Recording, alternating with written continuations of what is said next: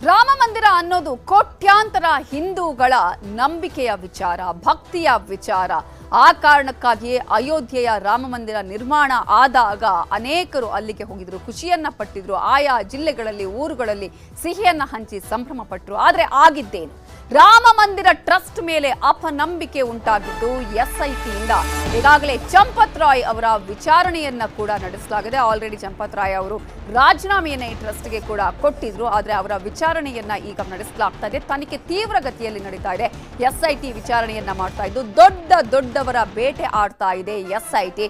ಇದರಲ್ಲಿ ದೊಡ್ಡ ಮಿಖಗಳೇ ಈಗ ಸಿಗ್ತಾ ಇರುವಂತದ್ದು. ಪಾರದರ್ಶಕವಾದ ತನಿಖೆ ಆಗಬೇಕು ಅನ್ನೋದು ಕೋಟ್ಯಾಂತರ ಭಕ್ತರ ಒಂದು ಒತ್ತಾಯ ಕೂಡ ಹೌದು, ಬೇಡಿಕೆ ಕೂಡ ಹೌದು.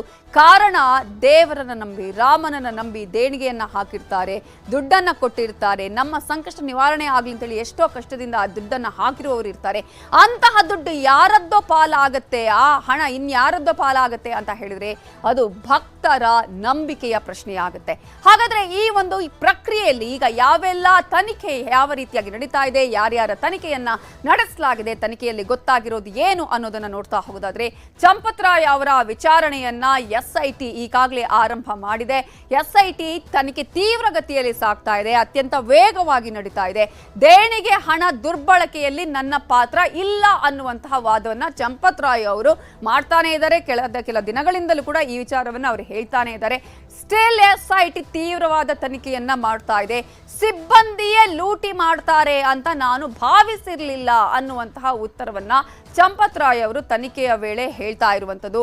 ಒಡವೆಗಳ ಮಾಹಿತಿ ಇತ್ತು, ಸುರಕ್ಷಿತವಾಗಿ ಅದನ್ನ ಇಟ್ಟಿದ್ವಿ ಅಂತ ಹೇಳಿ ಚಂಪತ್ ರಾಯ್ ಹೇಳ್ತಾ ಇದ್ದಾರೆ. ಕೇವಲ ಹಣ ಮಾತ್ರ ಹೋಗಿಲ್ಲ, ಅಲ್ಲಿ ರಾಮನಿಗೆ ಹಾಕಿದ ಭಕ್ತರು ಕೊಟ್ಟಿರುವಂತಹ ದೇಣಿಗೆ ಆಗಿರ್ಬೋದು, ಒಡವೆಗಳು ಕೂಡ ಅಲ್ಲಿ ಇಲ್ಲ, ಕದಿಯಲಾಗಿದೆ ಅನ್ನೋದನ್ನ ನಾವಿಲ್ಲಿ ಗಮನಿಸಬೇಕಾಗುತ್ತೆ. ಎಸ್ಐಟಿಯಿಂದ ಅನಿಲ್ ಮಿಶ್ರಾ, ಗೋಪಾಲ್ ರಾವ್ಗೂ ಕೂಡ ಈಗಾಗಲೇ ನೋಟಿಸ್ ಅನ್ನು ಕೂಡ ನೀಡಲಾಗಿದೆ. ಅವರು ಕೂಡ ತನಿಖೆಯನ್ನ ಎದುರಿಸಬೇಕಾಗುತ್ತೆ. ಅನುಕಲ್ಪ ಮಿಶ್ರಾ ಭಾವ ಲವಕುಶ ಮೇಲೂ ಎಸ್ಐಟಿ ತೀವ್ರವಾದ ನಿಗಾವನ್ನ ಇಟ್ಟಿದ್ದು ವಿಚಾರಣೆ ಒಬ್ಬೊಬ್ಬರಾಗಿ ಎಲ್ಲರ ವಿಚಾರಣೆಯನ್ನು ಕೂಡ ಎಸ್ಐಟಿ ಮಾಡುತ್ತೆ. ಪಾರದರ್ಶಕವಾದ ಇಲ್ಲಿ ಪ್ರತಿಕ್ರಿಯೆಗಳು ಅಂದ್ರೆ ವಿಚಾರಣೆ ಆಗಬೇಕು, ಸರಿಯಾದಂತಹ ಸ್ಪಂದನೆ ಸಿಗಬೇಕು ಅನ್ನೋದು ಒತ್ತಡ ಇರೋದು ಭಕ್ತರಿಂದ. ಕೋಟಿ ವೆಚ್ಚದ ದೊಡ್ಡ ಮನೆಯನ್ನ ಕಟ್ತಾ ಇರೋದ್ರ ಬಗ್ಗೆ ಕೂಡ ಎಸ್ಐಟಿ ಅಧಿಕಾರಿಗಳು ತನಿಖೆಯನ್ನ ಮಾಡ್ತಾ ಇದ್ದಾರೆ. ಸಿಸಿಟಿವಿ ಕಂಟ್ರೋಲ್ ರೂಮ್ನ ಉಸ್ತುವಾರಿಯಾಗಿದ್ದಂತಹ ಅರ್ಜುನ್ ದೇವ್ನನ್ನ ಈಗಾಗಲೇ ವರ್ಗಾವಣೆ ಮಾಡಲಾಗಿದೆ. ಯಾಕಂದ್ರೆ ಎಲ್ಲವೂ ಕೂಡ ಸಿಸಿಟಿವಿ ಕಂಟ್ರೋಲ್ ರೂಮ್ನವರಿಗೆ ಗೊತ್ತಿರುತ್ತೆ ಎಲ್ಲಿ ಏನಾಗಿದೆ ಏನು, ಅದನ್ನ ಚೆಕ್ ಮಾಡಬೇಕಾಗಿರೋದು ಅವರ ಕರ್ತವ್ಯ. ಆದ್ರೆ ಎಲ್ಲರ ಇನ್ವಾಲ್ವ್ಮೆಂಟ್ ಯಾವ ರೀತಿಯಾಗಿತ್ತು ಅನ್ನೋದನ್ನ ನಾವಿಲ್ಲಿ ಗಮನಿಸಬೇಕಾಗತ್ತೆ. ಸೊ ಇಂತಹ ಸಂದರ್ಭದಲ್ಲಿ ಚಂಪತ್ ರಾಯ್ ಅವರು ಪ್ರಮುಖವಾಗಿ ವಿಚಾರಣೆಯನ್ನು ಎದುರಿಸುವ ಸಂದರ್ಭದಲ್ಲಿ ಏನು ಹೇಳಿದ್ದಾರೆ ಅನ್ನೋದನ್ನು ಕೂಡ ನಾವಿಲ್ಲಿ ಗಮನಿಸಬೇಕಾಗುತ್ತೆ. ಹಾಗಾದ್ರೆ ಚಂಪತ್ ರಾಯ್ ಇಲ್ಲಿ ಸೇಫಾ ಅನ್ನುವ ಪ್ರಶ್ನೆ ಕೂಡ ಇದೆ. ಚಂಪತ್ ರಾಯ್ ಬೆಂಬಲಕ್ಕೆ ನಿಂತಿದ್ದಾರೆ ಟ್ರಸ್ಟ್ನ ಕೆಲ ಸದಸ್ಯರು. ಅವರಿಗೇನು ಗೊತ್ತಿಲ್ಲ, ಅವರ ಪಾತ್ರ ಅದರಲ್ಲಿ ಇಲ್ಲ ಅನ್ನುವಂತಹ ವಿಚಾರವನ್ನ ಟ್ರಸ್ಟ್ನ ಕೆಲ ಸದಸ್ಯರು ಹೇಳ್ತಾ ಇದ್ದಾರೆ. ಚಂಪತ್ ರಾಯ್ ಪರ ನಿಂತಿರುವಂತಹ ಟ್ರಸ್ಟ್ನ ಸದಸ್ಯ ಮಹಾಂತ ದಿನೇಂದ್ರ ದಾಸ್ ಅವರು ಚಂಪತ್ ರಾಯ್ ಅವರ ಪರವಾಗಿ ಅವರಿಗೆ ಯಾವುದೇ ರೀತಿಯ ಮಾಹಿತಿ ಇಲ್ಲ ಅನ್ನೋದನ್ನ ಹೇಳುವ ಕೆಲಸ ಮಾಡ್ತಾ ಇದ್ದಾರೆ.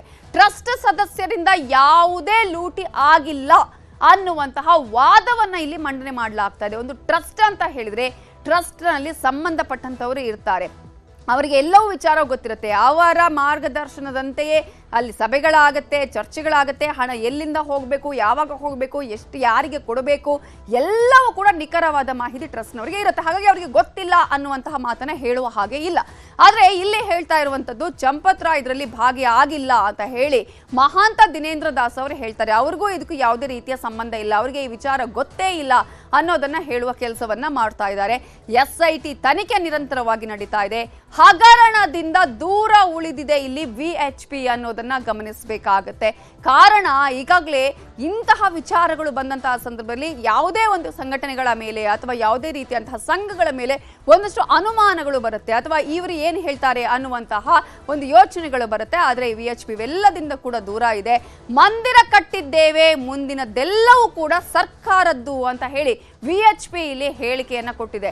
ನಮಗೂ ಕೂಡ ಅದಕ್ಕೂ ಈಗ ಯಾವುದೇ ರೀತಿಯ ಸಂಬಂಧ ಇಲ್ಲ. ಕೋಟ್ಯಾಂತರ ಭಕ್ತರ ನಂಬಿಕೆ ಆಗಿದ್ದಂತಹ ಆಶಾಭಾವನೆಯಾಗಿದ್ದು ರಾಮ ಮಂದಿರ ನಿರ್ಮಾಣ, ಅದು ಆಗಿದೆ, ಉಳಿದದೆಲ್ಲವೂ ಸರ್ಕಾರ ಅಂತ ಹೇಳಿ ವಿಎಚ್ಪಿ ಇಲ್ಲಿ ಹೇಳ್ತಾ ಇರುವಂತದ್ದು. ಇನ್ನು ಇದೇ ವಿಚಾರಕ್ಕೆ ಸಂಬಂಧಪಟ್ಟ ಹಾಗೆ ವಿಎಚ್ಪಿ ಮುಖಂಡರಾಗಿರುವ ಅಲೋಕ್ ಕುಮಾರ್ ಅವರು ಮಾತಾಡಿದ್ದಾರೆ. दोनों बातों से संतुष्ट हूं। चारों तरफ से ये शोर मचाया जा रहा था कि अगर चंपत जी महामंत्री के पद पे बने रहेंगे तो जांच प्रभावित हो सकती है। उनको त्यागपत्र देने की कोई मजबूरी नहीं थी, हम में से किसी ने भी मांगा नहीं था, पर जांच प्रभावित ना हो, जांच प्रभावित होती दिखे भी नहीं, इसके लिए उन्होंने त्यागपत्र दिया। मैं इसको अच्छा कदम मानता हूं, साहसपूर्ण कदम मानता हूं। ಈ ವಿಚಾರ ಕೂಡ ರಾಜಕೀಯ ವಾಕ್ಸಮರಕ್ಕೆ ಕಾರಣ ಆಗಿದೆ. ಈ ವಿಚಾರಕ್ಕೆ ಸಂಬಂಧಪಟ್ಟ ಹಾಗೆ ನಮ್ಮ ಇಲ್ಲಿರುವ ಗೃಹ ಸಚಿವರಾಗಿರುವಂತಹ ಪ್ರಿಯಾಂಕ್ ಖರ್ಗೆ ಅವರು ಒಂದಷ್ಟು ವಿಚಾರಗಳನ್ನ ಹೇಳಿದ್ದಾರೆ. ಹಾಗೆಯೇ ಯೋಗಿ ಆದಿತ್ಯನಾಥ್ ಅವರು ರಾಮನ ವಿಚಾರದಲ್ಲಿ ಈ ಹಿಂದೆ ಯಾರ್ಯಾರು ಏನೇನು ಹೇಳಿದ್ರು, ಈಗ ಏನ್ ಮಾತಾಡ್ತಿದ್ದಾರೆ ಅನ್ನೋದ್ರ ಬಗ್ಗೆ ಕೂಡ ಟಾಂಗ್ ಅನ್ನ ಕೊಟ್ಟಿದ್ದಾರೆ. Indulge in corruption in the name of God have been let down. Na khaunga na khane dunga was whose slogan? Mr. Modi's slogan. Maybe he was right. सिर्फ राम से खाऊंगा, राम भक्तों से खाऊंगा. Is that what he meant? And where no मन की बात on this? 2017 के पहले जो जय श्री राम बोलने पर लाठी मारते थे, जब उत्तर प्रदेश में राम भक्त कहता था कि राम लला हम आएंगे, मंदिर वहीं बनाएंगे, और राम भक्तों पर जो समय गोली चलाते थे, आज वे आस्था की वकालत करते हुए दिखाई देते हैं। 2017 के पहले राम के अस्तित्व को ही नकार चुकी थी, श्री कृष्ण के अस्तित्व को ही नकार चुकी थी। आज वो भी कहती है कि राम तो सबके हैं। अब ये लोग सब मचल रहे हैं अयोध्या जाने के लिए, लेकिन प्रभु राम तो जग नियंता हैं। ಸೊ ಈ ವಿಚಾರಕ್ಕೆ ಸಂಬಂಧಪಟ್ಟ ಹಾಗೆ ಸಿಟಿ ರವಿ ಅವರು ಮಾತಾಡಿದ್ದಾರೆ. ಈ ಹಿಂದೆ ಯಾರ್ಯಾರು ಏನು ಹೇಳ್ತಾ ಇದ್ರು, ರಾಮ ಮಂದಿರ ನಿರ್ಮಾಣ ಮಾಡೋದೇ ಅವ್ರಿಗೆ ಇಷ್ಟ ಇರಲಿಲ್ಲ, ಅಂತಹ ಸಂದರ್ಭದಲ್ಲಿ ಇದೀಗ ರಾಮದ ವಿಚಾರವನ್ನ ಇಟ್ಟುಕೊಂಡು ಅದನ್ನ ದುರುಪಯೋಗ ಪಡಿಸಿಕೊಳ್ತಾ ಇದ್ದಾರೆ, ರಾಜಕೀಯಕ್ಕೆ ಬಳಸಿಕೊಳ್ತಾ ಇದ್ದಾರೆ ಅನ್ನುವ ಮಾತನ್ನ ಹೇಳಿದ್ದಾರೆ. ಗೆ ಆ ಟ್ರಸ್ಟ್ನಲ್ಲಿ ಬಿಜೆಪಿಯ ಯಾವೊಬ್ಬ ಪದಾಧಿಕಾರಿಯೂ ಇಲ್ಲ, ಯಾರೊಬ್ಬರು ಬಿಜೆಪಿಯವರ ಪದಾಧಿಕಾರಿಗಳಿಲ್ಲ. ನಾವು ರಾಮ ಮಂದಿರ ನಿರ್ಮಾಣಕ್ಕೆ ಹೋರಾಟ ಮಾಡಿದ್ದೀವಿ, ಜೈಲಿಗೆ ಹೋಗಿದ್ದೀವಿ, ಕರಸೇವೆಗೆ ಹೋಗಿದ್ದೀವಿ. ನೀವ್ಯಾರು ಹೋಗಿದ್ದೀರಿ ಕಾಂಗ್ರೆಸ್ನವರು? ಒಂದು ರಾಮ ಮಂದಿರ ನಿರ್ಮಾಣ ಆಗಬೇಕು ಅಂತ ಹೇಳಿಕೆ ಕೊಡುವಂಥ ಧೈರ್ಯವೂ ಇಲ್ಲದೆ ಇದ್ದಂಥ ಹೇಡಿಗಳಾಗಿದ್ರಿ ನೀವು. ಈಗ ರಾಮ ಮಂದಿರದ ದೇಣಿಗೆಯ ದುರುಪಯೋಗದ ಧೈರ್ಯ ಬಂದಿದೆ, ಸಂತೋಷ. ಚಿಂತೆ ಮಾಡಬೇಡಿ, ಅಲ್ಲಿ ಯೋಗಿ ಇದ್ದಾರೆ. ಯೋಗಿ ಯಾರನ್ನೂ ಸಹಿಸೋದಿಲ್ಲ ಈ ಥರ ಅಕ್ರಮ ಮಾಡಿದವ್ರನ್ನ. ಹಂಗಾಗಿಯೇ 8 ಜನರನ್ನ ಜೈಲಿಗೆ ಕಳಿಸಿದ್ದಾರೆ.